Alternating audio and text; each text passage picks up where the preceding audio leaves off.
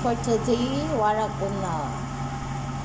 Ito yung rice masri, hinalo ko na, at yung dill, parsley, and coriander. Yung pinagsama ko na yung tatlo.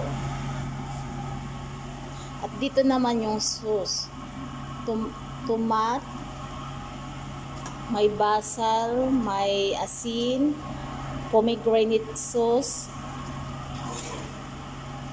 pilpil aswad, kamon, buharat, paprika. Ganito po ako magluto ng warak unag. Depende po sa nagluluto. Pero yung proseso ko sa paggawa ng warak unag, ganito po siya. At i-ready po yung rice niya. Ihalo na natin yung bigas.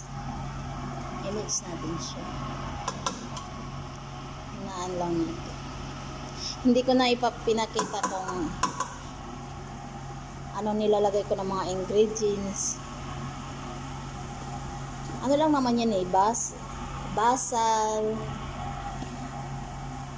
kamon, pilpil aswad, paprika, buharat na kunti. Ganito ako magluto. Yan, na-mix ko na yung rice at saka yung sauce.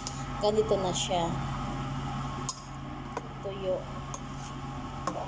Masarap tong warak unag ko. Gustong gusto nila.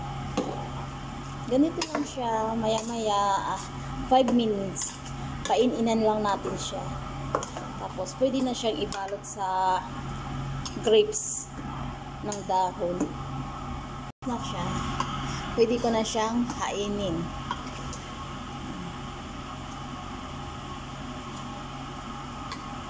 Okay na ang aking warak unag. Kain ko na siya.